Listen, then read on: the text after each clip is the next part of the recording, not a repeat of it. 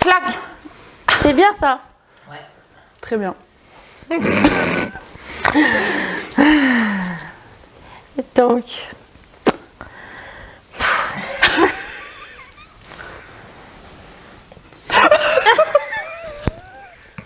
Non mais elle va pas m'aider en fait. Mais ah non, mais excuse-moi. Mais...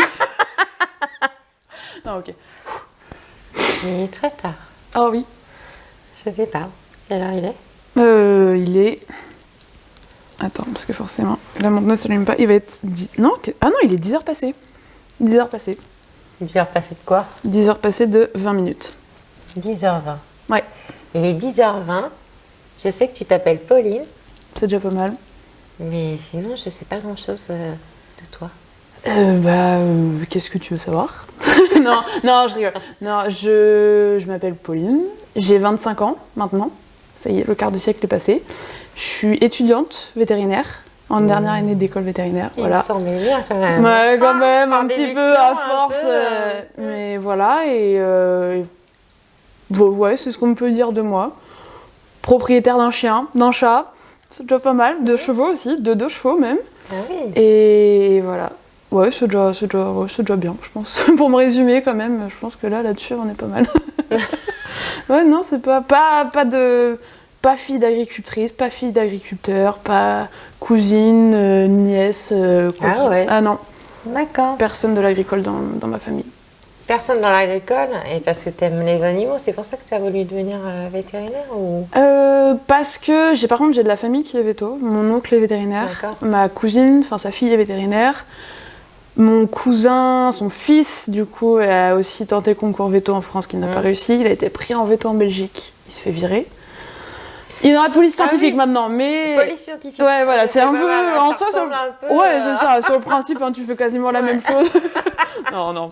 Je vanne fort, mais quand même. Mais... non, j'ai quand même de la famille qui est vétérinaire. Et en fait, avec ma cousine, on est vraiment très, très proches. Et j'ai pas fait tout comme elle, mais presque. Sûr qu'elle montait à cheval, je montais à cheval aussi. On s'est rencontrés assez tard quand on y pense, par rapport à certaines familles où les cousins grandissent ensemble. On a 9 ans d'écart, donc en soi, ça fait quand même. Mais tu vois, j'ai 10 ans d'écart avec ma demi-sœur et au final, je suis habituée à avoir des... 9 ans d'écart, elle est plus âgée ou plus jeune? Plus âgée. Moi, je suis la plus jeune. Tu prends des deux côtés, du côté de ma mère, du côté de mon père. Ah, je suis vraiment le bébé, quoi. Enfin, bébé qui a 25 ans. chouchoute alors? Ouais. Hein, c'est ça? T'es chouchoutée, toi? Ouais. La fille à son papa, la fille à sa maman, il n'y a pas de doute là-dessus. Hein. Clairement, je pouvais faire ce que je voulais. Non, peut-être. Ouais, si, un peu quand même. Un peu quand même. Un peu quand même. Mais ouais, j'ai de la famille qui est veto et ma cousine monte à cheval. C'est un bel exemple pour moi. Puis elle dit, voilà, je vais faire veto. J'ai dit, je serai veto. Puis c'est toujours un peu, tu veux faire quoi quand t'es petite? Je sais pas, vétérinaire, médecin. Ouais, ça a toujours été un peu autour de la médecine quand même. Puis je dis vétérinaire. Parce que voilà, j'aime les animaux, j'ai monté à cheval de mes 6 ans, je dirais, jusqu'à mes 16 ans, 17 ans, quelque chose comme ça. Après, j'ai eu un accident qui a fait que j'ai arrêté parce que j'ai pris peur, quoi, tout simplement. Et puis voilà, des chiens, des chats, j'ai grandi à la campagne quand même, mes parents sont à la campagne. Toujours entourée un peu, tu vois, ce côté. J'avais pas de lien dans l'agricole même, mais j'avais quand même des animaux et je me suis dit, on va essayer, on verra bien, quoi. Tu étais quand même en lien avec les animaux? Ouais, toujours. Ça, là-dessus. Puis même lien avec la nature. Le surnom de ma famille, c'est... Ma sœur m'appelait Tipi l'enfant sauvage quand j'étais petite. Mimi Souillon, Tipi l'enfant sauvage. Se vivre dehors, pas se laver, enfin bref. C'est en harmonie avec la nature, on dirait certains. Non, voilà, mais un peu comme ça. Ce côté où j'aime bien être dehors. J'ai besoin du grand air, surtout. Ouais. Clairement, très clairement. Et tu viens d'où exactement? Touraine, nord de l'Indre-et-Loire. Concrètement, je suis à 10 minutes au-dessus de Bourgueil. Bourgueil, Benay, tout ça, 10 minutes au-dessus de Langeais aussi. Les vignobles, c'est juste à côté de chez moi. Mais c'est un coin qui est pas très agricole non plus. Qui est très sympa. C'est plein de tourisme, le château de la Loire, tout ça. Mais en soi, dans l'agricole, il y a quelques vaches allaitantes. Oh, je vais y arriver, quelques vaches allaitantes. Ouais. Mais sinon... Pas trop. Non. Perspective d'avenir là-bas au niveau professionnel, pas...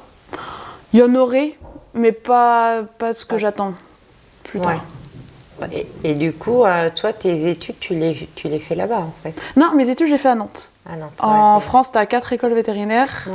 Maison-Alfort, Lyon, Toulouse et bien sûr la meilleure, Nantes. La meilleure. Enfin, et encore, je vais aller rapidement sur ce sujet, mais il y a une 5e école vétérinaire privée à Beauvais, sous couvert de l'établissement d'Uni-la-Salle. Moi, voilà, c'est un petit débat un peu compliqué parce que on a 4 écoles vétérinaires publiques en France. Notre diplôme, on l'obtient après avoir passé un concours, être rentré dans une école, avoir fait 5 ans d'études.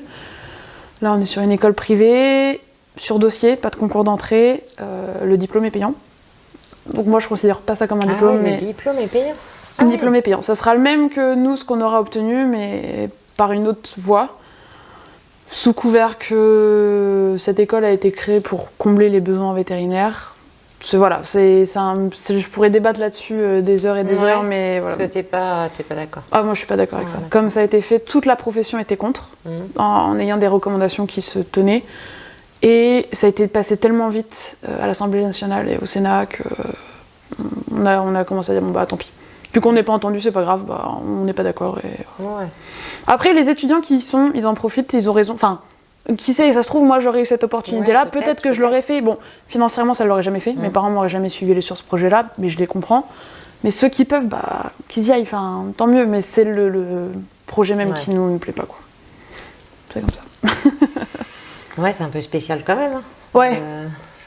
C'est payant, alors quelque part, tu peux l'avoir.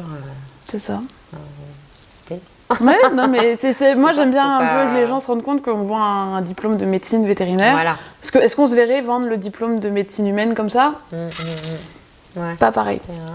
C'est différent. C'est très différent. Puis, on va dire que moi j'ai passé un concours. Je me suis décarcassée pour ce concours. Moi j'ai fait une voie. J'ai pas fait la voie classique, la voie royale qu'on a en général pour quand on accède à l'école vétérinaire. En général, après un bac scientifique, on va faire 2 ans, 3 ans de prépa en BCPST, qui présente les concours agro-véto, et puis tu as encore d'autres écoles, mais même, tu vois, ça, je sais pas trop, parce que c'est pas ma voie. Moi, je passais par le concours C, c'est-à-dire que j'ai fait 2 ans de BTSPA, une production animale en Normandie. Et puis ensuite, j'ai fait 1 an de classe préparatoire à Clermont-Ferrand. Et du coup, après, et dis-toi, moi, j'ai passé 1 an en prépa. Et c'était déjà très compliqué, c'était une des pires années de ma vie. Et tu vois, je me suis donnée, j'ai eu mon concours, j'y suis, et j'ai un peu du mal à ce que... On ait créé une école où on rentre...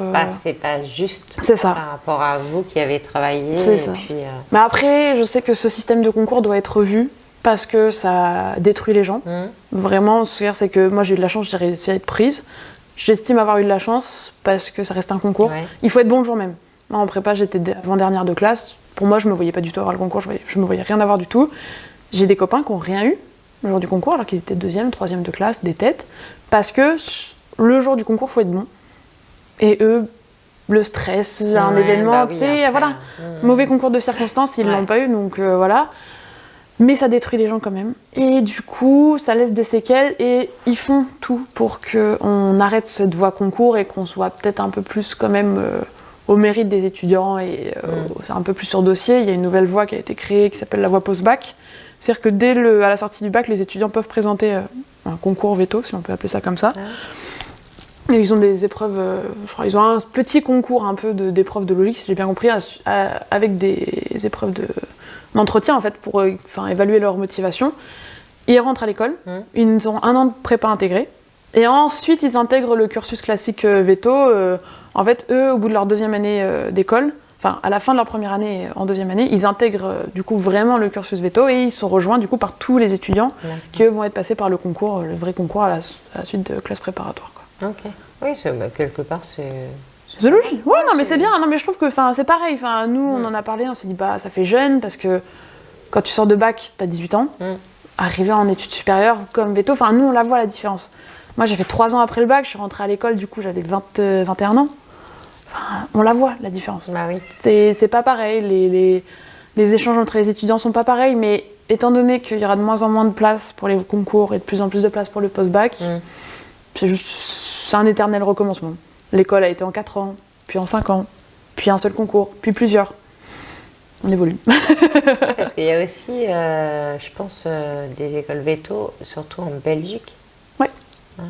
Il y en a en Belgique, il y en a au Portugal, il y en a en Roumanie, il y en a en Espagne aussi. Chacun a un peu son cursus différent. Ouais. La Belgique qui a sur dossier, puis sur tirage au sort, si je dis pas de bêtises. La Roumanie, c'est sur dossier. Le Portugal, c'est sur dossier aussi.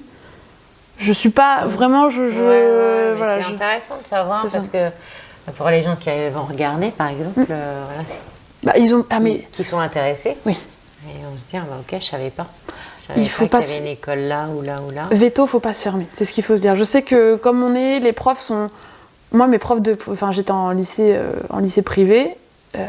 Pour eux, c'est classe prépa. J'avais pas le niveau. Vraiment, moi, je savais très bien que j'allais jamais y arriver. Vraiment, moi, la classe prépa, c'était pas du tout envisageable. Et je leur ai dit, je sais qu'il y a tel concours. On passe par 2 ans de BTS ou 2 ans de DUT, plus 1 an de prépa. Ils m'ont dit, écoute, si ton projet est construit, vas-y. Il n'y a pas de souci, on va t'accompagner, on va te donner tous les vœux. Il faut le rechercher. Les profs le savent pas, mais il faut le rechercher. Mais il y a 1000 voies pour accéder à Veto et il faut pas se fermer la porte. Ouais, voilà, c'est ça. À mon avis, c'est pas. Ça n'a pas l'air si facile que ça de rentrer dans une école de Veto. Il faut travailler. Voilà, il faut travailler. Il faut avoir. Et puis je dis pas que ceux qui ne sont pas rentrés n'ont pas travaillé. Mais voilà, on est tous passés, je n'en connais aucun qui est rentré comme ça en disant j'ai présenté un dossier, j'ai passé une épreuve ou 2, c'était sympa et j'ai été pris. Non, ça, il n'y en a pas. D'accord. Non, ça là-dessus, il faut quand même du travail. Mais il faut chercher. Il faut aussi être très motivé et chercher un peu toutes les voies, quoi. D'accord. Du coup, là, ça fait combien. Il te reste combien d'années en fait 1 an. Enfin. Ah non, c'est bien. Ah ouais, là je commence à. Il est grand temps que je. Ouais, ça y est, c'est. J'en ai marre. Ah oui. Okay. Un petit peu. Mais juste d'être dans un cursus scolaire. J'ai fait 2 ans de BTS. Moi, vraiment, tous mes copains, c'est mes copains de BTS. On est une grande famille. Ouais. Petite histoire, moi j'ai fait un BTS européen. Je suis partie 1 an en Grande-Bretagne avec ma classe. Ouais. Et on a vécu en gros dans un dortoir. Pas dans un dortoir, dans un internat. Ouais, un internat en fait. On est parti de 2 classes de BTS. Donc il y avait les BTS PA et les BTS STA. STA, c'est Sciences et Technologies de l'Aliment, si je dis pas de bêtises.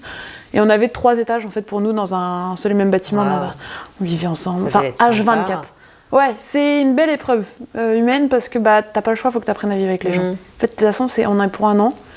On dort ensemble, on a la même cuisine, on dort tous au même endroit. On a tous la même cuisine, on a tous les mêmes sanitaires. Faut que chacun y mette du sien parce que sinon on n'y arrive pas. Forcément. Et du coup, d'avoir passé cette année ensemble, ça nous a vraiment tous rapprochés. Ouais. Et puis on a vécu tellement de choses que j'ai voyagé, moi, ça a été la meilleure année de ma vie. J'ai fait beaucoup la fête. Mais j'ai aussi beaucoup voyagé parce qu'on avait beaucoup de temps libre. En fait, les études en Grande-Bretagne, c'est beaucoup de travail personnel. On a mis ça à profit d'autre chose.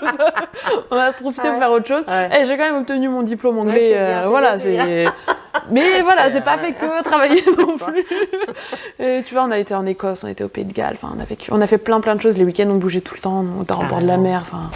Et du coup, tous mes copains de BTS avec qui je suis très proche, ils sont tous soit installés parce qu'ils sont agriculteurs, salariés, associés. Ils sont tous, sinon, technico-commerciaux. Ils sont diplômés des écoles d'ingénieurs, mais ce que je veux dire, c'est que vraiment, je suis la dernière en école. Eux, ils sont tous célibataires ou en couple, avec une maison. Tu vois, des projets lancés. Ils sont lancés, en fait. Exactement. Et moi, j'attends que ça. Et toi, t'attends que ça. T'es toujours... C'est l'année qui fait que... C'est ça. Et je pense que plus je suis proche de la fin, et plus je me dis, c'est bientôt fini. Ouais, exactement. T'as envie de t'installer, ça y est. C'est ça. Mais tu vois, même pas forcément le temps de me poser, mais de me dire, voilà, j'ai un travail. Ça y est. Ouais. J'y vais là, je suis sur le marché du travail, et puis je me laisse porter, et on verra bien.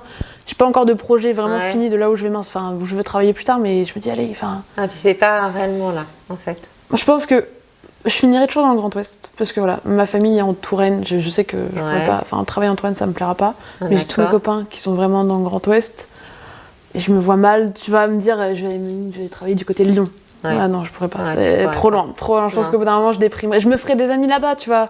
Mais c'est pas comme eux où c'est vraiment comme ça. Bah oui. Toujours tous comme ça. Ouais, c'est ça. Donc du coup, c'est avec l'âge, un an d'école et puis... Allez, c'est bon. Ouais, c'est bientôt la fin. Ouais.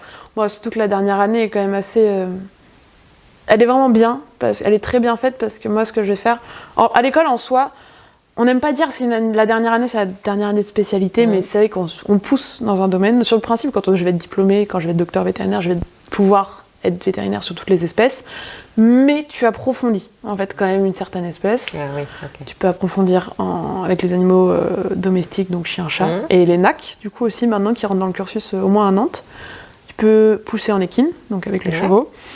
Tu peux pousser en bovine avec une voie qui s'appelle production animale, un peu comme le BTS, c'est vraiment de la zootechnie et bovine. Tu as des stages en bovine, en clinique, en général en rural. Ouais. Tu as beaucoup quand même des cours à l'école. On a tous un mois commun avec les PA en cours et ensuite tu as des stages. Et moi, ce que je vais faire, c'est ce qu'on appelle un tutorat.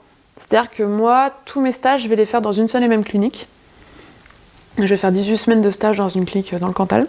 Ah oui. Ouais, c'est parce qu'on estime que... Enfin, moi, j'estime que c'est une voie qui me permettra d'être plus autonome à la sortie de l'école et qui va me permettre aussi de connaître ce côté clientèle.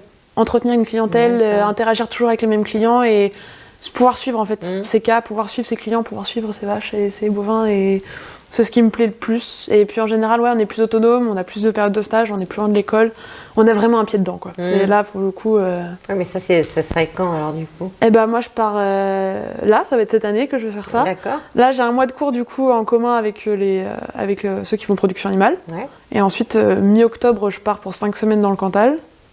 Ouais. Yeah. Ensuite, je reviens, j'ai un autre mois de cours, mais plus là sur les audits, c'est-à-dire qu'on va avoir un élevage à problème qui va recontacter l'école, qui va dire voilà, on a tel problème, donc par groupe, on va dire ok, on étudie cet élevage pendant un mois et on essaie de lister et de trouver les solutions, à visiter l'élevage. Ouais, ça va vraiment être bien. Après, je repars une semaine, juste avant Noël dans le Cantal. Après, je passe 2 semaines à Noël en vacances. J'ai des projets de partir avec une amie aussi. Entre Noël et jour de l'an, non, mais du coup je pars après Noël et je reviens après jour de l'an.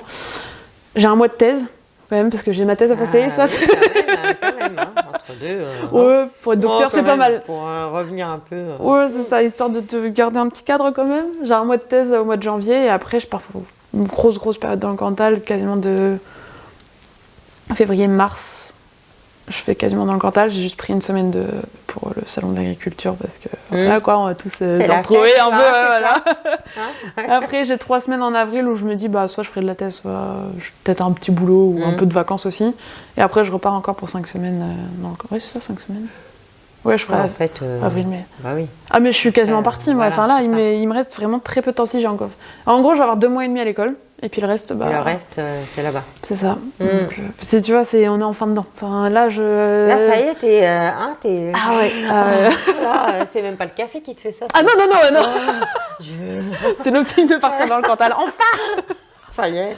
Et puis les gens, ils me prennent pour une malade parce que à Nantes, tu vois, nous, c'est le Grand Ouest. Tous les copains qui font un tutorat aussi. Normandie, Bretagne, Pays de Loire, voilà, même la Mêlée du Maine, il y en a une que je connais, voilà, enfin. D'accord. Voilà, il y a du monde et moi il me dit tu vas où toi? Dans le Cantal. Wow. Vas-y, place le Cantal sur une carte. Sous le Puy-de-Dôme, machin. Alors j'ai tu prends le Puy-de-Dôme et tu descends un petit peu. Mais ils me disent mais t'es complètement folle. Je dis ouais mais. C'est top. Ouais. Je trouve ça trop bien. J'aime bien voyager, j'ai toujours bougé. Enfin, tu vois, je fais me BTS en Saint-Lô. Ouais. Tu vas voir comment c'est là-bas, comment sont les gens. Ouais, j'ai déjà vu un peu comment étaient les Cantalous. Ils sont gentils. Ouais. Ils sont chauvins, très chauvins, très entre eux. Enfin, vraiment, ils sont une petite communauté, mais en même temps, ils sont très accueillants. Ouais, c'est vrai que en général, en élevage, j'ai toujours. Bon alors, qu'est-ce qu'elle fait ça? J'ai dit je fais de veto, faire des chiens-chats, ça. J'ai dit non. Ouais. Moi, je vais faire de la bovine, je vais faire des vaches. Tu veux faire les vaches, toi. Ah, mais puis moi, mais que ça. Pas les chevaux. Ah non. Non, parce que c'est un monde qui est un peu trop à part. Et je me sens vraiment utile en élevage. Vraiment, que ce soit en élevage allaitant ou en élevage laitier. Même avec les petits ruminants. Parce qu'en soi, en véto rural, ils balayent de l'abeille. Les chevaux aussi, parce que tu as quand même de la production de chevaux pour la boucherie. les chevaux, les petits ruminants, donc moutons, chèvres. Tu vas avoir aussi les porcs, la volaille. Et puis après, tu as les bovins. D'accord. Mais du coup, moi, je vais surtout faire des bovins. Ah oui. Ouais. Ah, c'est marrant. Ouais. Mais du coup, t'arrives là-bas et quand Talou, ils sont un peu, mais qu'est-ce qu'elle veut faire? Je dis, je vais faire des bovins. Ouais. Ah ouais. Ah, c'est bien. Ah, c'est bien. Et là, d'un coup, ça va bien. On va boire un coup. Exactement. On va boire un café, on va discuter un peu. Ouais, mais tu sais, on a des visites après. Ouais, monsieur, tu veux pas un bout de fromage et puis machin. Oui. Mais là, tu te dis, bon, faut briser la glace une bonne fois, puis après. Mais je sais pas, je pense que je vais chercher ça aussi un peu. Je veux changer, je veux voir un peu autre chose avant de revenir dans le Grand Ouest où c'est un peu plus. C'est pas que les gens sont plus abordables, mais quand même. Ouais.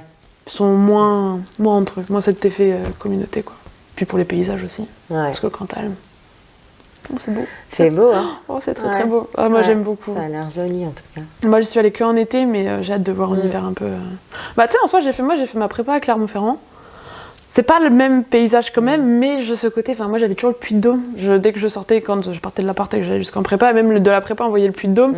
Je sais pas, il avait ce côté rassurant où t'as un moment de galère, tu vas prendre l'air 5 minutes, tu vois le Puy-de-Dôme. Je sais pas, tu restes à le contempler, et puis c'est bon, tu rentres, allez, c'est reparti, quoi. C'est sympa. Ouais, franchement, ça là-dessus, c'était vraiment cool.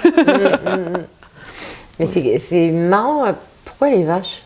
Enfin, pourquoi Parce que... Ouais, très bonne question. Tu vois. Tu vois, je montais à cheval. Ouais. J'ai eu un accident j'ai une mauvaise enchaînement de choses qui ont fait que j'ai eu un accident où c'était assez... j'ai perdu connaissance quelques minutes, le temps de me rendre compte que j'étais en sortie à l'extérieur, j'ai perdu plus connaissance. Le temps d'ouvrir les yeux, tu te rends compte que le cheval est parti. Heureusement, j'étais à côté du club, la jument était rentrée, donc voilà quoi. Puis j'ai perdu ma grand-mère aussi en même temps. J'ai dû en catastrophe rentrer chez moi. T'imagines, je suis tombée.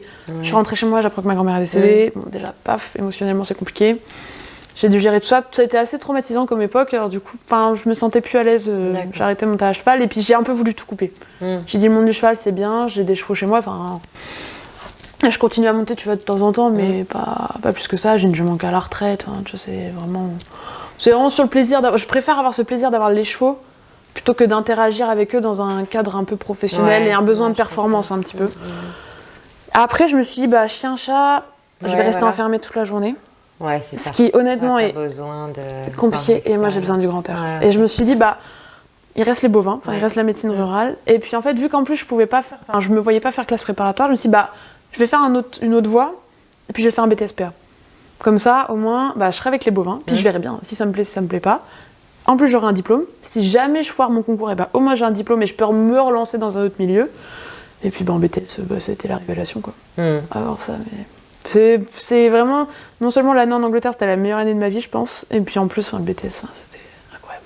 Ouais, c'était génial. Ah ouais. Je sais pas, je me sens bien. Les vaches, j'aime bien. C'est apaisant, c'est curieux. Ce que j'aime bien, c'est qu'une vache, ça s'adapte beaucoup. C'est-à-dire que si t'es cool avec elle, elle va être cool avec toi. Ouais. Si t'es pas cool, au pire, elle t'ignore. Au mieux, elle t'ignore et au pire, elle te charge. Et puis, quand t'as 600 kilos qui te chargent, on te remet à ta place, quoi. C'est ça qu'on vit quand même. Ouais, c'est ça, tu t'es bon. On va pas dire. Ouais, j'ai vécu des situations, c'est un peu... Ouais, les bovins, c'est sympa, mais il faut s'en méfier. Mais j'aime ce côté force tranquille, quand même. Ça saute aussi, hein. Ouais. J'ai vu, Ouais, des génisses, les limousines, là, c'est pas très intelligent. Ça saute bien, même. Ouais, puis ça peut avoir la pire des maladies. Non. Ah, si ça a décidé de faire n'importe quoi, ça... Ouais, c'est ça. C'est dangereux comme métier. C'est un beau métier, mais c'est quand même très dangereux. Ouais, faut faire attention quand même. Ouais. Je connais pas mal de vétos là en rural. Tu les vois, ils passent à un certain âge, ça boite, ça marche moins bien, ça se déplace moins bien. Et tu dis, oui, alors le genou, les épaules, le dos. Là, je me suis pris un coup de tête, là, je me suis pris un coup de pied. Oui, là, je me suis fait tasser contre une barrière. Oui. C'est un forcément, c'est pas... Ouais, c'est pas... Faut vraiment aimer ce qu'on fait. Oui. Faut vraiment aimer ça. Parce que sinon, tu pourrais pas. Non, c'est un métier, vraiment...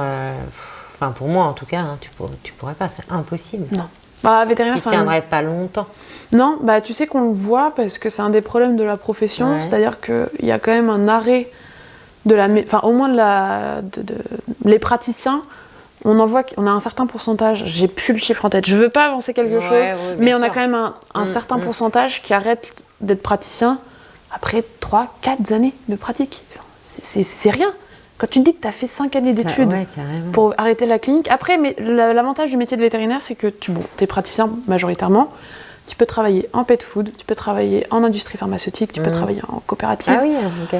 Tu peux travailler, tu peux être ISPV, donc c'est-à-dire en abattoir, en DDPP, enfin c'est un métier vraiment, ça t'ouvre multiples facettes, mais on a quand même un certain pourcentage qui arrête d'être praticien au bout de très peu de temps, qui montre à quel point le métier est compliqué. Je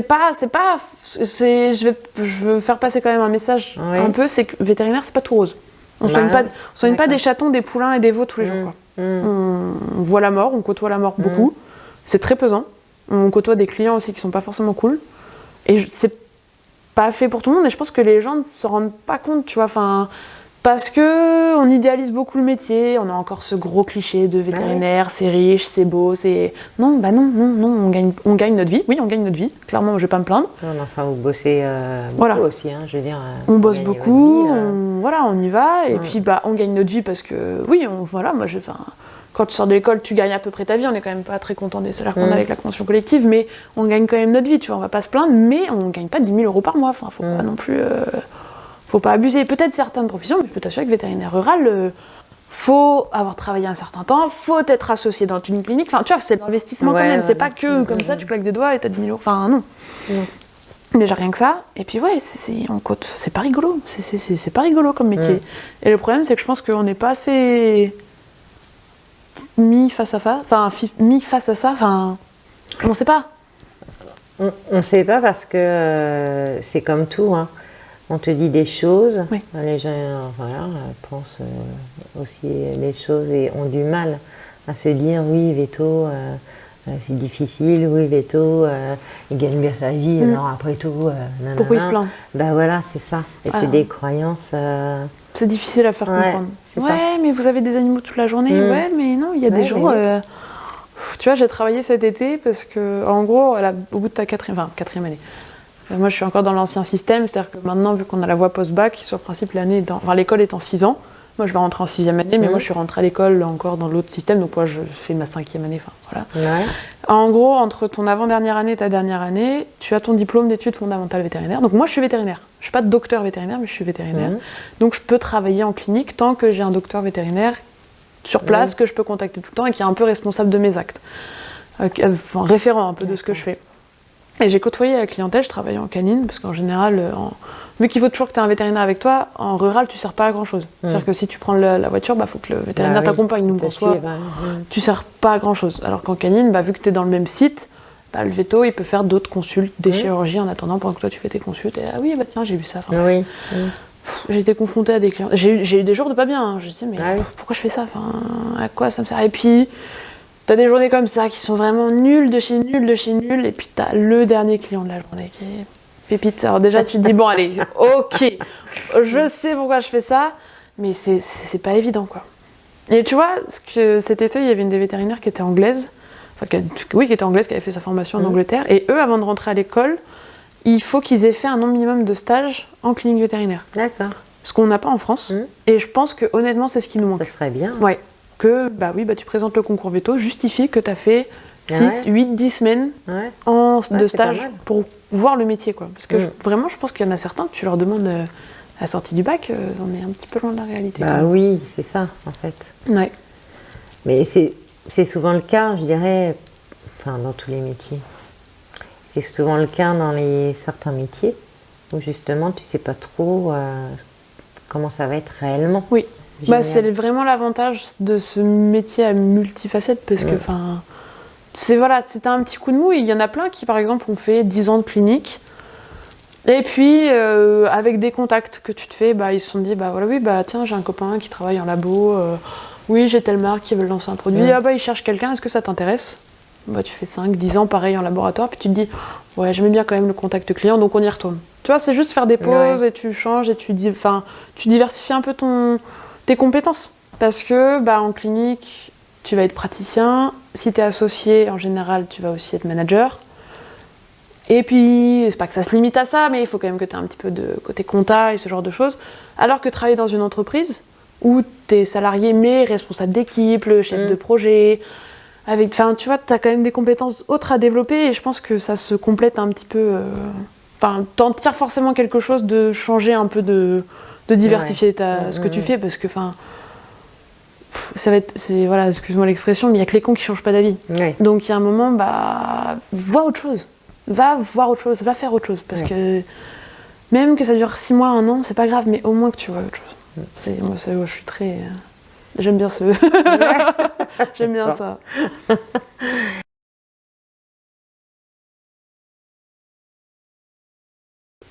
J'ai 3 demi-frères et une demi-sœur. Je suis issue d'une famille recomposée. Mon papa a une compagne dans une vie antérieure et qui est toujours en vie. Voilà, la maman de mes 2 frères, de mes deux demi-frères du côté de mon père. J'ai 18 ans et 16 ans d'écart avec eux. Donc je suis proche d'eux. Enfin, j'ai retrouvé une proximité avec eux. Mais on n'a pas non plus été. Parce qu'on s'est pas beaucoup vu non plus. T'imagines, quand je suis née, il avait 18. Enfin, le plus vieux avait 18 ans. Oui, c'est ça. Tu t'envoles. Enfin, t'es quasiment parti de la maison, quoi. Celui qui avait 16 ans, moi j'avais 2 ans quand il est parti. Tu vois, ils sont partis très tôt quand même. Je les ai pas beaucoup connus. Après, tu les revois à Noël, tu les revois aux anniversaires, mais c'est pas des gens avec qui tu grandis. Et ma mère, elle a eu un ex-mari avec qui elle a eu un garçon et une fille aussi. Et eux, j'ai 12 ans et 10 ans d'écart avec eux. Donc là, ça va encore à peu près. J'ai quand même grandi un petit peu avec eux, même si mon frère est quand même parti vivre avec son père assez rapidement. Et ma sœur... Non, parce que ma sœur, j'ai quand même grandi pas mal avec ma sœur. Mais tu vois, pour moi, c'est pas ma demi-sœur, c'est ma sœur. Bien sûr. Et même, c'est mes frères, c'est pas mes demi-frères. Les gens ont un peu du mal à comprendre. Mais du coup, vous avez les mêmes parents. Je dis, non. J'en ai 2 d'un côté et 2 de l'autre. Mais c'est ma famille. Donc j'ai grandi comme ça. Et ma sœur, on est vraiment très proches. Maintenant, beaucoup plus. On a grandi 10 ans d'écart. C'était rock'n'roll un peu. J'étais une peste quand j'étais petite. Parce que vu que j'étais la dernière, la chouchoute, j'en jouais, mais. Tu t'en rends compte maintenant quand même. Oui, non mais faut que je m'en rende compte parce que j'étais terrible. C'est tout ce que ma sœur me faisait, que je lui rendais x10. Maman, Hélène, tout ça. Non mais c'est ça, tu vois. Enfin bref. Mais du coup, j'ai quand même un peu de monde, mais ils sont un peu plus vieux que moi, quoi. Donc je les croise pas beaucoup. Il y en a aucun dans l'agricole. Mais vraiment aucun. Il y en a le plus vieux, du coup, travaille avec sa maman. Sa maman a un hôtel-restaurant. Du coup, il travaille avec elle. Le deuxième, du coup, qui a 16 ans d'écart avec moi, pour l'instant, il est au chômage, mais il est en reconversion professionnelle. Le troisième, du coup, qui est de côté de ma mère cette fois-ci, il est plutôt dans le BTP. Et il a toujours un peu été dans le BTP. Il a fait pas mal de petits boulots, mais toujours dans le BTP. Et ma sœur, elle a fait un BTS puis une école de commerce. Elle a travaillé chez L'Oréal, chez Yves Rocher. Bien. Pareil, après, par des occasions, son papa était traiteur. Il est traiteur ? Il est traiteur, on va dire, il est traiteur. Elle a travaillé avec lui, elle a monté une boîte de livraison de repas à domicile, tout ça, qui n'a pas tout à fait fonctionné, c'était un peu compliqué. Et du coup, là, elle a un projet, elle part faire le tour du monde. Elle part début octobre. Du coup, je suis un peu tristoune parce que, c'est ma sœur qui part et tu vois, on commençait à vraiment se rapprocher. Et là, je me dis, bon, elle va partir. Bon, voilà, ça va être bien aussi. Oui, c'est ça, mais c'est pas évident. C'est ça, j'ai un peu, ça me fait un peu peur de la voir partir. Mais je suis contente, je suis tellement contente pour elle. Mais tu vas avoir des nouvelles régulièrement. Non, puis en plus, je pense qu'elle va nous faire rêver. Oui. Attends, parce que j'ai plus toute la liste en tête, mais à part au moins en Argentine, au Chili, au Pérou, elle fait la Nouvelle-Zélande, l'île de Pâques, le Japon. Elle va en Asie, je sais plus, elle va au Japon, puis elle va faire un petit tour en Asie. Ensuite, elle va à Oman et elle va au Kenya, si je dis pas de bêtises. Le projet d'une vie, là. Mais tu vois, elle a mis de côté, c'est vraiment tout un projet où je suis très admirative de ce qu'elle a fait. Et elle part toute seule, non ? Elle part toute seule. Toute seule ? Toute seule.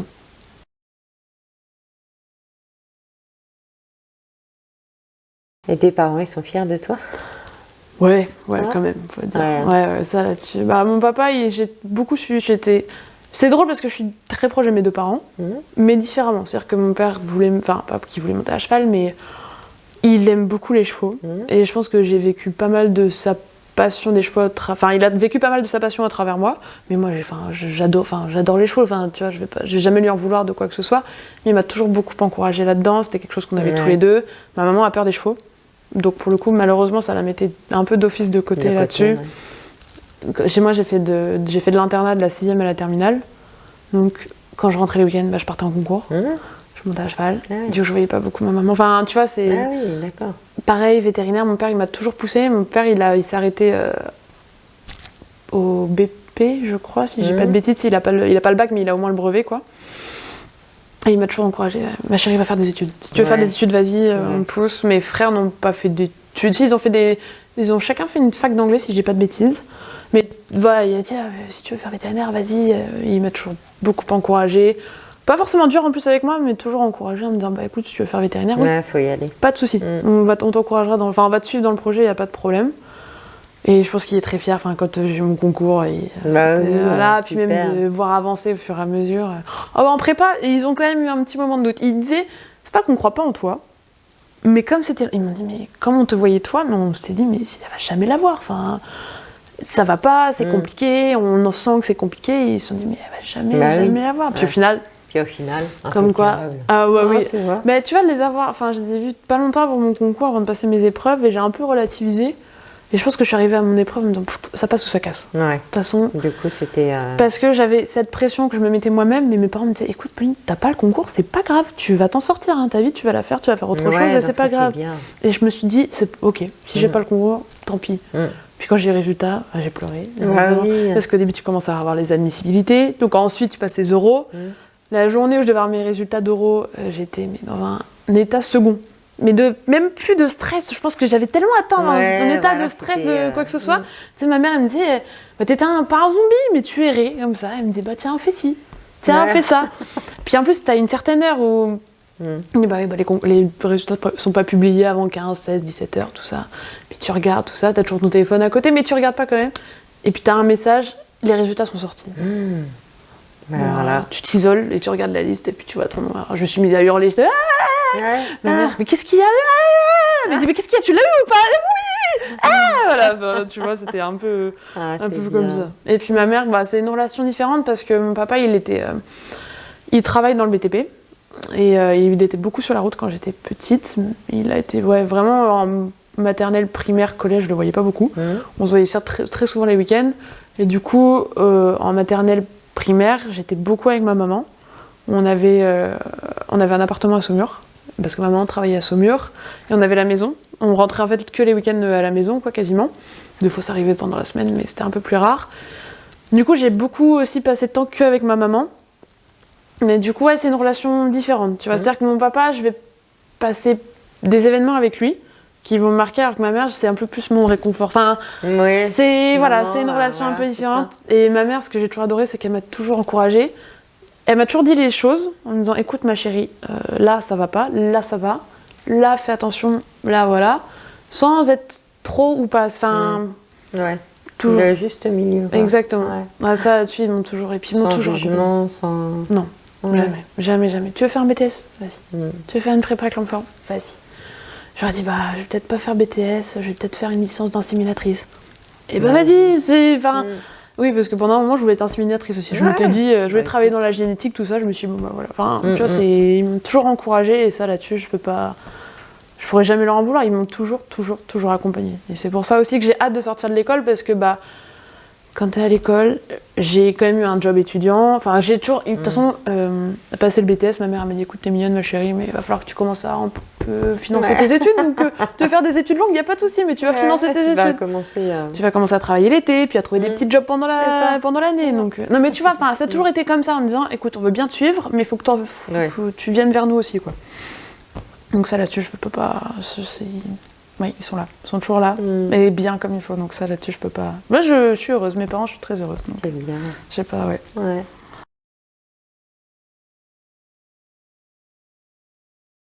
Mais non, j'ai pas de passion. C'est là comme ça tout de suite, j'ai pas un truc qui me. Non, pas ou mon métier peut-être. On entend quand même la photo parce que tout à l'heure, malgré que tu me parlais pas beaucoup, n'est-ce pas? Je peux le dire quand même, je tiens à le dire. T'as dit que tu voulais t'arrêter quand même dans un champ. Oui, mais déjà là, tu en parles. C'est un truc que j'aime bien capturer, tu vois, que j'ai ce côté où, mais plus ça va plus être la campagne, la nature et ses acteurs en fait. C'est pour ça que sympa. Ça m'est venu un peu en BTS aussi pareil où mon grand-père en fait faisait de la photo où il observait la Lune, il était beaucoup dans l'astronomie, il avait un gros télescope et tout ça, et il avait aussi un appareil photo, il prenait la Lune en photo, et puis il m'a un peu instauré, appris ça, tu vois, comme ça, tu vois, la photo, tu peux faire ci, tu peux faire ça. Bon, la Lune, c'est pas quelque chose qui me passionnait plus que ça, mais tu vois, en BTS, mes copains me disaient, tiens, viens prendre des tracteurs en photo, c'est rigolo, ça va, gros tracteur, tout ça. J'ai dit, oui, bon, d'accord, ok, puis tu vois, je me suis pris un peu au jeu. Et puis voilà, au fur et à mesure, ça a commencé. J'ai commencé par les ensilages, ensuite la moisson, puis ensuite j'ai commencé à voir les vaches et tout ça. Faut que tu vois mon fond d'écran de téléphone, c'est une photo, on a des vaches à côté de chez mes parents, une belle photo de vache, j'en étais fière, je l'ai mis en fond d'écran quoi. C'est la campagne et ses acteurs. Et c'est pas facile de le prendre en photo parce que je sais que des fois quand j'arrive dans des champs, avec mon appareil photo, qu'est-ce que vous voulez prendre en photo? Et je dis non, mais moi je veux juste sublimer en fait, mettre en valeur. Qu'est-ce qui se passe? C'est j'ai dit vous pouvez regarder ce que je prends en photo, il n'y a aucun problème. Enfin, vraiment, moi j'ai aucun secret, aucun tabou. Enfin, prenez mon appareil photo et puis supprimez ce que vous voulez quoi. Ouais, non, bon, ok, d'accord, tu vois. Le Cantal là-dessus, c'est hyper photogénique. Ah ouais. Ça va être joli. Tu vas nous envoyer plein de photos. Ah oui, ça va être pas mal. Ouais. Là, j'en ai pris une dernière là que j'ai pris. Enfin, une dont je suis très fière, c'est quand j'étais. Cet été, je travaillais du côté d'Avranches, donc du coup pas loin du Mont-Saint-Michel. Et j'ai une très très belle photo dans les grèves. Et là, t'as vraiment le Mont-Saint-Michel au fond, puis j'ai des vaches qui pâturent. Ça va être sympa. C'est beau, hein. Ah ouais. Là, moi aussi, c'est joli. Ouais. Il y a beaucoup de coins en France qui sont très beaux. Mais les vaches sublimes quand même. Pas dire quand même. Hein. Voilà, les vaches, c'est quand même. Mais ouais, je pense la photo, puis mon métier. Enfin, mon futur métier, du coup. Mais et t'en parles déjà comme ton métier, donc... ouais, c'est ça, c'est... Je serai vétérinaire, de toute façon, donc un docteur vétérinaire. C'est important, quand même. Quand même, hein. Faut le préciser. Faut le préciser, c'est bien. Ça fait bizarre de t'entendre parler comme ça, parce que t'es vachement mûr, quand même. Enfin, je te trouve très mûr pour ton âge. T'as des expériences. On s'en rend pas compte nous-mêmes. Oui. Quelquefois. Ouais. Tu vois. Ouais. Mais t'as fait beaucoup de choses. Ouais. Puis ce qui va rajouter encore plus. Moi, comme job étudiant, tu vois, il y en a qui vont garder des enfants, donner des cours. Moi, je faisais la traite à l'école. Là, j'ai fait la traite dans une ferme de octobre 2021. Un an. Ouais, c'est ça, de octobre 2021 à du coup mai 2023. Et je me sentais. En fait, j'avais besoin de se retrouver ce contact. L'école, en fait, les 3 premières années, c'est beaucoup de théorie, très peu de pratique. Et pendant un moment, j'ai cru que j'allais arrêter l'école parce que c'était dur. Je me retrouvais pas du tout. Pas à cette période de stage, pas à cette pratique. Et vraiment, j'étais pas bien dedans. Et en fait, c'est du coup au cours de ma. C'est entre ma deuxième, j'étais en deuxième, troisième. Ouais, c'est ça. À la fin de ma deuxième année, du coup, toute ma troisième année, je travaillais à la ferme aussi, et puis aussi en 4e année derrière. Et en fait, ça m'a redonné un peu ce contact avec les vaches. Je trayais un week-end sur 2, et je faisais la traite matin et soir, samedi, dimanche. Je m'occupais des veaux aussi un petit peu, puis c'est tout ce qu'il y avait à faire à la ferme, quoi. Et ça m'a vraiment remis dedans, quoi. Et puis en même temps, tu vois, j'étais salarié agricole, j'étais pas vétérinaire. Donc tu t'apprends le fonctionnement d'une ferme, tu vois, ça m'a vraiment donné plusieurs aspects de la ferme qu'on n'a pas nous en tant que vétérinaire. Comme ça, tu vois de l'intérieur ce qui se passe. Exactement. Et comme ça, toi, tu peux en parler. Oui. Tu peux dire, voilà, moi je connais un petit peu. C'est ça. Quelquefois, on peut te dire, ou mal te recevoir, ça peut arriver aussi. Hein, et puis te dire, vous n'y connaissez rien de toute façon. Et là, tu peux dire, si. Je suis désolée. Excusez-moi. J'ai eu travaillé dans une ferme, peut-être pas beaucoup. C'est presque pour ça. Hein, c'est intéressant. Hein. Puis mon patron était très très carré, ça là-dessus. Il m'a appris énormément de choses. Il a toujours voulu m'enseigner un peu. Il me dit, tu vois, vu que je posais des questions, derrière il s'est rendu compte que j'étais intéressée par pas mal de choses. Et vraiment, il a fait cette démarche de pas juste me considérer comme une salariée, mais comme quelqu'un qui apprend, en fait. Et tu vois, on en rigolait un peu quand je suis partie. J'ai dit, là, je vais partir parce que j'en pouvais plus. Un week-end sur 2, ça prend du temps quand même. Et quand tu vas avoir une vie sociale un peu à côté, c'est compliqué. Donc je dis, là, c'est un peu compliqué. Socialement, j'ai un peu besoin de voir du monde et de voir autre chose. J'étais fatiguée. En 4e année, t'es beaucoup en clinique. J'enchaînais week-end de garde à l'école. Week-end à la traite. Au bout d'un moment, moi, je disais, en fait, je vais péter un câble parce que ça va pas. Ton corps, il a besoin aussi de repos, il a besoin de voir autre chose. Puis moralement, j'avais besoin de prendre l'air, en fait. Parce que indirectement, à la ferme, j'étais quand même dans mon métier de veto, toujours les vaches et tout ça. Et du coup, j'ai arrêté, enfin, je dis bon, je vais arrêter à telle période. Il me dit, on arrive dans les vélas. J'ai dit oui, mais de toute façon, il n'y aura jamais une période pour que je m'arrête. Donc, je suis désolée, mais là, il faut que j'arrête. Et voilà, il m'a dit non, mais il n'y a pas de souci, je comprends. Et il m'a dit oui, mais tu sais, alors j'ai regardé, la convention collective vétérinaire, c'est ça. Mais si tu veux, à la fin de l'école, tu viens travailler, je te salarie, alors tu fais ça, tu fais ça. Mais je dis mais non, mais. Non. je t'aime beaucoup, mais non, enfin, moi, j'aime beaucoup la ferme. J'étais vraiment attachée au vaches, j'étais vraiment attachée au système et tout ça. Mais j'ai dit non, il faut que je vois autre chose. Justement, j'ai appris ce que j'avais à apprendre, j'ai pris vraiment de toutes les connaissances que j'avais.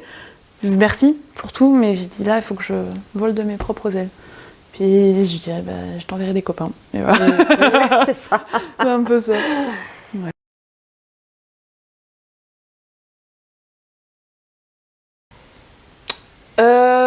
C'est une très bonne question. Je pense que ni l'un ni l'autre, dans le sens où la profession vétérinaire se féminise beaucoup. C'est-à-dire que maintenant, en école, c'est 80% de filles dans les promos. Ah oui. Donc, ça peut être une force parce que de toutes les manières, que je veuille faire veto, que j'aurais voulu même faire, tu vois, un séminatrice technico-commercial, école d'ingénieur, ingénieur agronome, tout ça. De toutes les manières, il y a de plus en plus de filles. Ouais. Donc, ceux qui sont pas contents, j'ai envie de te dire, on sera là. Nous, les filles, on sera là. Non, mais c'est que s'il y en a qui sont pas contents, fait ça, hein, ils prennent la porte. De toute façon, ils n'ont pas le choix de s'adapter. Et dans le Cantal, et même dans certains coins de campagne un peu reculés, oh bah tiens, c'est une fille. Ça, combien de fois les éleveurs, des réflexions, ah mais dis donc, toutes vos stagiaires, maintenant, c'est que des filles. Moi, je prends un malin plaisir, je dis, bah oui, mais vous savez, c'est 80% de filles en école, hein, donc vous n'avez pas trop le choix. Hein. Non. Ah oui, quand même. Et t'as 2 secondes de... Ah oui, bah c'est super. On est content. Oh, c'est vraiment bien. Hein. Ouais. Oh, mais vous savez, c'est un métier compliqué. Oui, mais vous savez, on s'adapte. Hein. Il y a des outils pour s'adapter, donc voilà. Mais d'être une femme, je pense qu'il faut quand même avoir du caractère pour des fois appréhender certains éleveurs, parce qu'il y en a qui testent beaucoup. Et il faut savoir leur tenir tête, sans être irrespectueuse, ni non plus être, trop s'affirmer, mais il faut quand même avoir un peu de caractère. Après, j'ai envie de te dire... Non, je pense que moi, je suis contente d'être une fille. J'ai jamais ressenti ce côté où on m'a dit « Ah bah non, t'es une fille, tu fais pas ci, tu fais pas ça. » Ok, tu me fermes une porte, y'a pas de souci, je vais en ouvrir une autre. Ouais, c'est ça. Bah non, mais moi, je veux pas me laisser abattre par ça. C'est-à-dire que... Il faut que... Enfin, de toute façon, la profession se féminise. Même le monde agricole, je trouve qu'il se féminise. Donc, de toute façon, les gars, ils n'ont pas le choix. C'est comme ça. Mais, oui, c'est pas grave. Vous savez quoi, on me ferme une porte. On en trouve une autre. On trouve une autre solution. Nous, on est beaucoup plus malines. Ça, je trouve qu'on est beaucoup plus ficelle pour faire... Voilà, on va trouver une solution. On s'adapte. Et voilà. C'est clairement... on se laisse pas abattre. Ce qui est plutôt... On peut se laisser abattre. Il y a des fois, c'est des coups, c'est... Tellement ça fait mal, c'est un coup derrière la tête, ça fait mal, je peux comprendre. Enfin, moralement, moi j'ai dit, cet été, il y en a certains clients, rock'n'roll. Hein, tu vois, t'as le droit de craquer. Il faut se dire qu'on a le droit de craquer. Moi, je veux qu'on arrête de diaboliser cette réaction de la femme en étant bien, on est plus sensible, tout ça. Non, c'est juste que nous, on a moins peur d'exprimer nos émotions. Exactement. On est beaucoup moins fiers, donc nous, on s'exprime plus facilement. Et je pleure un bon coup. Moi, j'ai pas honte. Ça m'est déjà arrivé quand j'étais en stage, après voilà, parce que c'est tes premières euthanasies, tu perds tes premiers cas, tout ça, ça t'arrive, ça peut arriver de pleurer sur une mort. C'est normal, pour moi c'est normal, il faut qu'on arrête de... Oui, voilà, tu pleures pas à chaudes larmes non plus, parce que c'est pas ça reste pas ton animal, voilà. T'as le droit. Hein. T'as le droit d'être ému, et en fait, t'as le droit d'être ému, et pareil, tu vois, mon premier vélage que j'ai fait avec un veto, j'étais hyper émue. Quand je suis partie de la ferme de là où je travaillais, je suis partie vraiment le dernier week-end, les dernières heures. Mon patron n'était pas là. Le salarié m'appelle, il me dit écoute Pauline, j'ai une vache à véler, j'y arrive pas tout seul. Alors, du coup j'ai pris la main pour lui. Là-dessus, tu vois, c'était cool, c'était vraiment mon premier vélage, moi qui menais. J'étais émue à la fin, certains de Twitter, là, du coup, ils savent que j'étais hyper émue parce que, c'est mon premier vélage et voilà, mais j'en ai pas forcément pleuré, mais t'es heureuse, t'es joyeuse et tout ça. Et des fois, je trouve que les éleveurs, ça les dérédit un peu. Quand ils nous voient être un peu nous-mêmes, on a le droit d'être joyeux, on a le droit d'être content. Ils disent, allez, c'est bon. Ça leur donne envie de faire la même chose, du coup. C'est ça, d'être un peu plus... Mais ouais, non, ça m'a jamais apporté de désavantage, c'est juste que il faut pas avoir peur d'avoir un petit peu de caractère. Pour juste s'affirmer. Enfin, en tout cas, pas se laisser marcher sur les pieds, plutôt. Surtout ça. Si, ouais. Moi aussi, je pense que c'est pas mal. Non, je suis clairement fière d'être une femme dans l'agricole et j'encourage toutes celles qui ont le projet de se lancer, que ça soit de s'installer, d'être veto, d'être n'importe quel métier autour de l'agricole ou dans l'agricole, de y aller, quoi. Faut pas avoir peur. De toute façon, on n'a rien à perdre, donc autant y aller. Voilà. Bon, on y va alors. Ouais. Merci beaucoup en tout cas. Vraiment, c'était cool. J'ai eu un peu peur, mais en vrai, c'était vraiment bien. C'était bien. Hein. Ouais. Puis, ouais, franchement. Puis gentil, tout ça. Ouais, franchement. Hein, tout va bien. Pas tout le temps. Non, mais tu vois, c'est drôle parce que moi, je suis pas enfin, j'aime beaucoup écouter les gens. Mais alors, parler, des fois, c'est pour m'ouvrir. Tu sais, il y en a certains. Ah bon Ah ouais. Mais je sais pas, là, je me sens à l'aise. C'était cool. Tu vois. La caméra, tu la vois plus. Non. Ouais, non, je sais pas. Puis même entourée de personnes. Après, tu vois, je te connais un petit peu. Même si on n'a pas beaucoup parlé à ta vin, c'est passé. Bah ouais, tu on vois. n'a pas parlé, hein, franchement. Non, mais tu vois, ça se met quand même à l'aise. Évidemment. Je pense que quand t'es pas à l'aise avec les personnes, t'es pas à l'aise toi. Mais là, franchement, top. Non, c'est une bonne expérience, c'était rigolo, tu vois. Super. Ouais, j'aime bien. Non, ça, tu vraiment, merci beaucoup. Hein, pour le, merci à toi. Oh oui. Bon, il faut des témoignages, faut juste que c'est plus pas. Oui, c'est un peu gratifiant quand même, il faut le dire. Enfin, faut pas avoir honte de dire que c'est bien. Et puis d'exister quoi. Enfin, ouais. Voilà, c'est. On vit des trucs, on a le droit de les partager. Bien sûr. Mais c'est surtout que je veux que celles qui ont peur de se lancer, mais même celles et ceux, hein, j'ai envie de te dire, on y va quoi. Enfin, de toute façon, c'est ça, on n'a rien à perdre. Puis on n'a qu'une seule vie. Oui. Donc il y a un moment. Faut y aller. C'est ça, pas trop le choix quoi. Non, ça là-dessus, clairement, pas trop le choix. Faut y aller. Ouais. Elle est pas méchante, hein.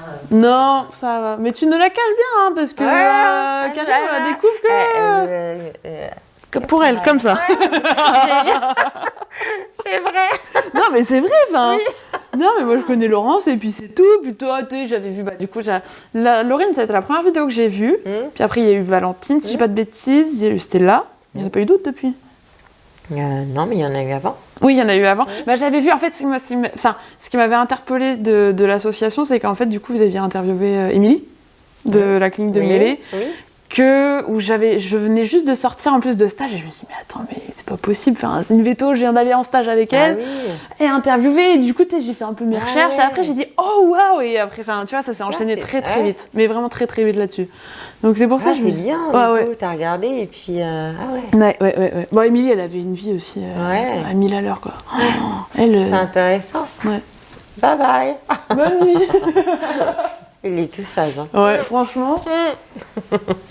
Oh le pauvre. Mais oui, j'avais vu la vidéo d'Émilie et je me suis dit waouh. Enfin, on avait déjà discuté un petit peu dans la voiture, un petit peu en stage. C'est elle que j'avais suivie en premier et on avait un peu discuté. Après, on n'a pas tant discuté de ça, mais parce que je suis restée une semaine en stage, c'est pas beaucoup.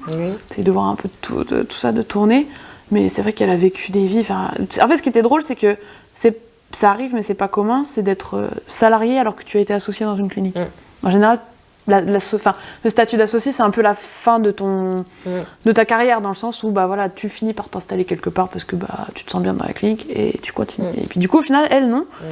Et d'avoir ce retour un peu sur expérience de dire, en fait, c'est pas grave si tu t'associes avec quelqu'un et que ça fonctionne pas et que tu peux faire autre chose. Voilà. Mais tu vois, faut savoir. Faut oser aussi. Hein. C'est ça. Il faut avoir des retours d'expérience de quelqu'un qui dit c'est pas grave. Et puis c'est bien de montrer toutes ces expériences-là. Ça, c'est bien. Parce que quelque part, il y a quelqu'un qui va se retrouver en toi. Ouais. Et qui va se dire, pareil. En fait, je fonce. Quoi. Ouais. Et ça va lui donner un peu la pêche et se dire, waouh. Ouais. Top. Ouais. Oh, les témoignages là-dessus, c'est génial. Bah oui.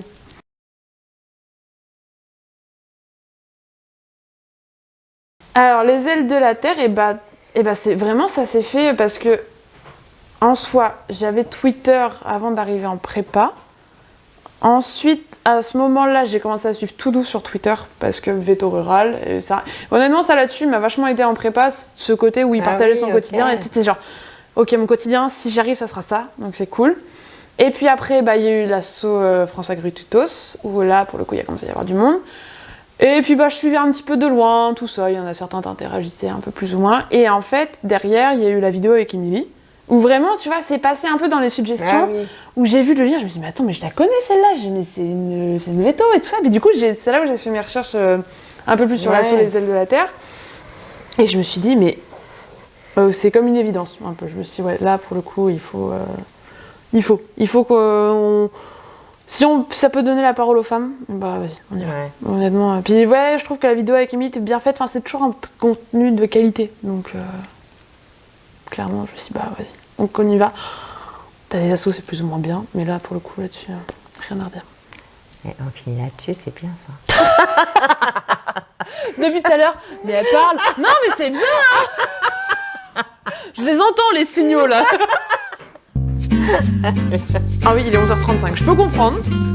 Il est 11h30. Petite fille en paire de bottes, nous rêvions toutes naïvement de champs de blé, de belles récoltes, d'une vie de femme, de paysan, aux côtés d'âmes courageux. Nous sommes entrés dans l'aventure, ce beau métier nous rend heureux, près de nos bêtes, de nos cultures.